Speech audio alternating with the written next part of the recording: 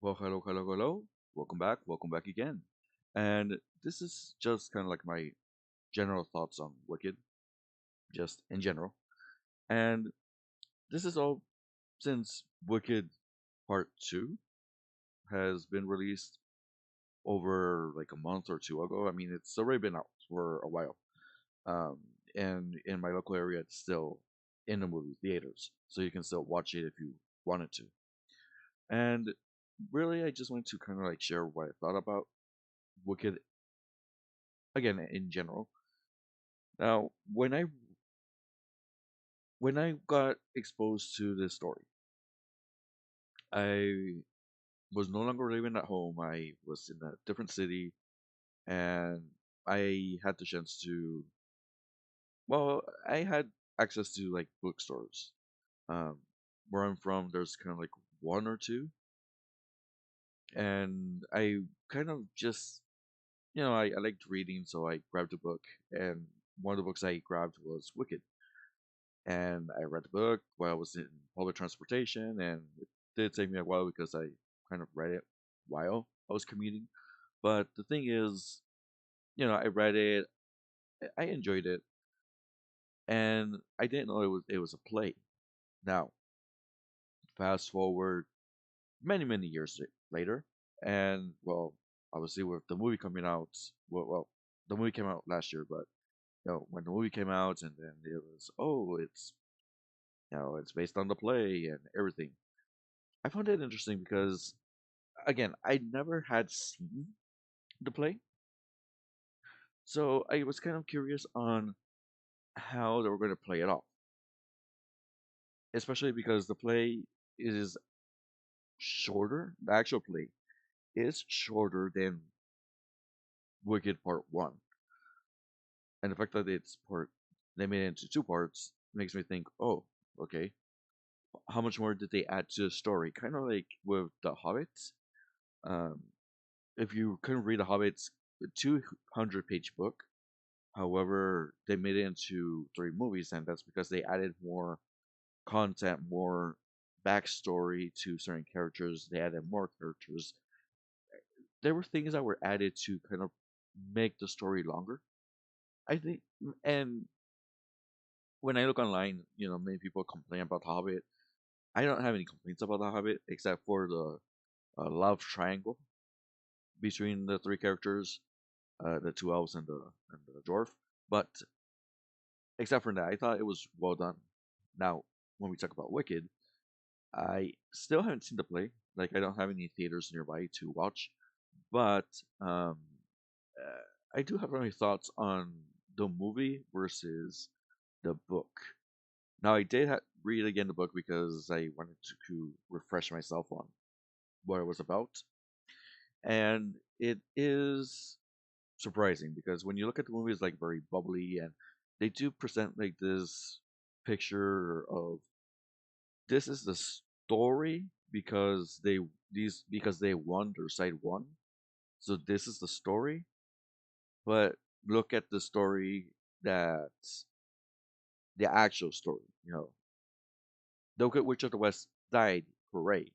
But who was the Wicked Witch of the West? So now we see into her story. Now in the book, it is much more darker, and there's a lot more explicit things that happen.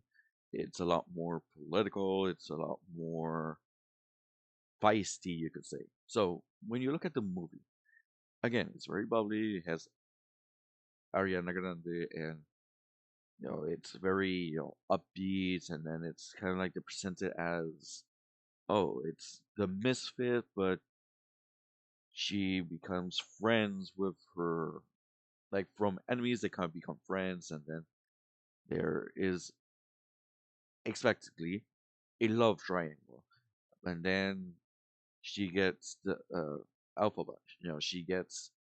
Uh, she gets exiled, so she has to leave, and she's very powerful and all of that. When you look at the book, as you read the book, there's this thing about, and they also address it in the movie, I will say, but I think it's much more. it's better addressed in the book for obvious reasons. Um, but there's this whole politics between animals and animals.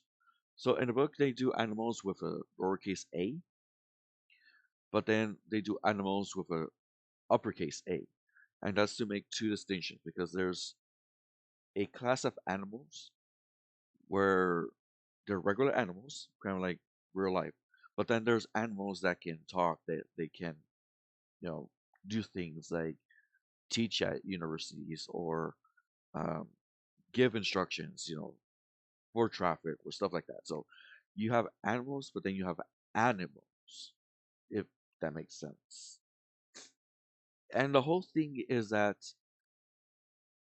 when you begin the book, it Oz hasn't gone into Oz yet. The Wizard of Oz isn't a thing yet.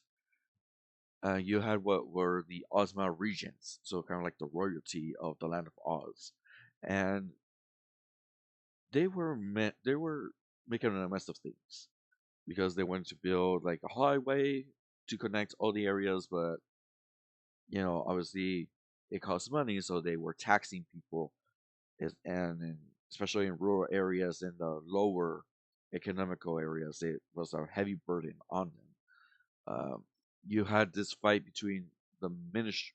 Well, they had like a religion and the pagan faith, so they had a thing called the Dragon Clock Tower, which basically would go around to different villages and do these plays where they were making fun of the people in power in those villages, but they would do skits that were based on their actual deeds. So, like at the beginning of the book, they arrive to this village and they describe, the head of the village as having an affair, and not only having an affair, but they were also having things done to them. And so, people were laughing, and but obviously the people in power were like, "Hey, that's not true. That's not true." But it was actually true. They were having an affair and they were having things done to them. And so, in that aspect, people they were the people that were against the Dragon Clock Tower called it the Pleasure Faith, right? And they were kind of like the villains. Like, we are the actual faith. That's the road to hell, you could say. Well, as it comes to pass, the minister in that poor location, it happens to be Alphaba's father, and the Dragon Clock Tower happens right during that time where she was being born, when the mother got into labor. He actually left her in labor to address the Dragon Clock Tower. So why am I mentioning this? Well, it's very political in the book. You have the pleasure faith, as they call it. You have the actual faith, as they also call it. You have the political stigma of animals. Uh, and there's a phrase that they say, animals should be seen but not heard. And not only that, but the Wizard of Oz. Once you fast forward, the Wizard of Oz is actually in power, and now he's doing these things where he is making it impossible for animals, that's with a uppercase A, to teach, to be in actual professions, to get an education, to ride in public transportation, that sort of thing. So there's a lot of things that are going on that are against it. And one of the interesting things is that when Alphaba gets into the school, it's not that she gets into sorcery right away. Instead, she's actually doing research with the professor, with the goat professor. And the go-to professor, what he was doing research on is that, is there any differences between the tissues of, biologically speaking, right? He's actually doing using labs and microscopes and everything. Is there a difference between animals with a lowercase and animals with an uppercase? And is there a difference between animals within uppercase and humans. So if there isn't a difference, then there's no reason for the Wizard of Oz to be making all these laws about, that discriminate animals in general. Why? Well, obviously that's not what anybody wants to hear. Oh, humans the same as animals? That can't be. How scandalous, right? That type of thing. And so Elphaba is helping the professor kind of do this research. But one thing that they don't address in the movie is that there's areas where because she's a woman, she can't go. So she's expected to kind of look pretty and get a sort of education, but not have an opinion. But they are told as to what they should think, right? And the ones that do kind of get more or less an education and that more or less are being taught are the boys. And I don't say this just because they're being sexist. No, is that it's really what's happening because if you look at the book, one of the things that I think they don't do that great of a job in the movie compared to how to do it in the book is that Madame Morrible is kind of part of the problem in which there is a night where they do poetry, but in her poetry, she's actually doing political propaganda against animals. When Elphaba speaks up, uh, Madame Morrible actually tells her, "Oh, is that you don't get the irony? You know, poetry might offend you, and that's what it's supposed to do, but it's irony. It's ironic." And Elphaba just says, "Well, then me disagreeing to you is also ironic because it's in response to your poetry, so that's also valid." And they get into this back and forth, and Alphaba sees that okay, they're not going to go anywhere with the conversation. But during the whole event, like it was the thing of which she would say things, Madame Morrible would say things, and the boys would be understanding on what she's talking about. Like what are the laws that are being put into place and what are the politics that are being talked about. And the girls had no clue. Why? Because they're not supposed to give an opinion. They're just supposed to look pretty and kind of be a part of the overall wallpaper. So it does tell you like there's this big divide, and which the school is presented as as being free, as being you know free thinking and this and that. Well, it's not really. And I think the book does a really good job in kind of like presenting this story in which there's these politics being involved and people can be immoral, people can be surprising, people are complicated. And the wizard and the land of Oz is not like this perfect place with, you short people or munchkins that are happy, blah blah blah. They're not because the munchkins in Munchkinland are one race of people in the land of Oz. There's like the Gilliganese, which is where Glinda is from. Uh, so you have like different, you know, groups of people. You have these different ideas, and even though they present it as this pretty picture of we're all coexisting, they're really not. There is still this hierarchy and the stigma of if you're an animal, you're this. If you are from Munchkinland, you're poor, you're short, you're uneducated. Or you're a Gilcanese, then you're supposed to be noble, you're supposed to be this, and that. Oh, if you're from this other area, you're this, and that. If you're from Emerald City, you're of the highest order. So that type of thing. Yes, they do kind of present it in a very Mean Girls way in the movie, but in my personal opinion, I kind of prefer the book.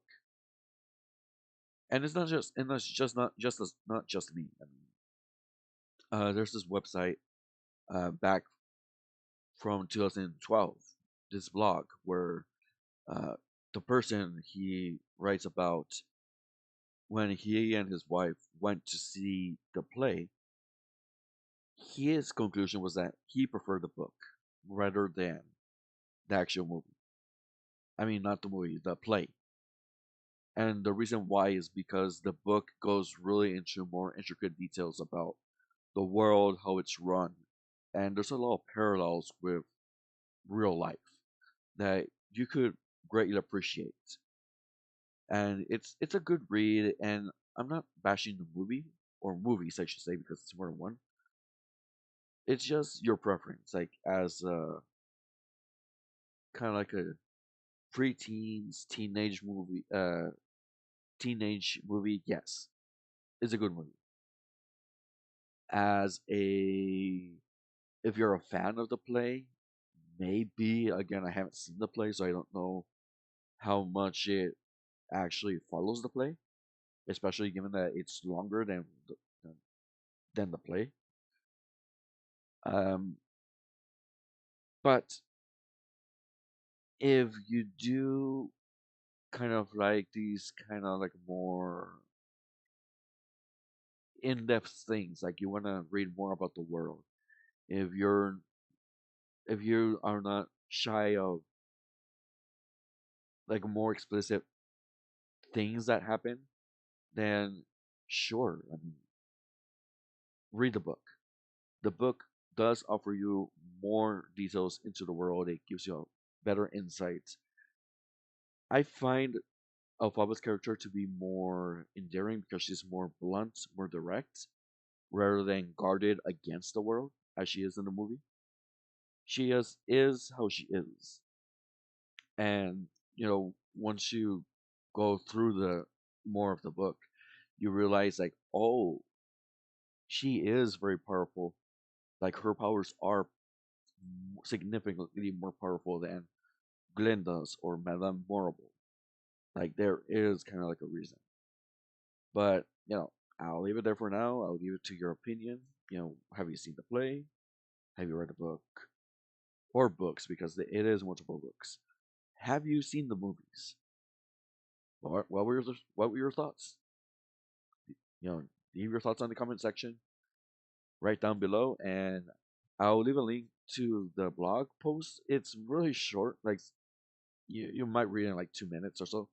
But I found reading that blog interesting because it's very much how I felt, where the book does offer you more of the world compared to the movie, whereas the movie they kind of focus more on relationships, and that's where I feel like it's okay as a movie, it's okay for what it is, but when you read the book, if you like the book, you will probably prefer the book more than the movie.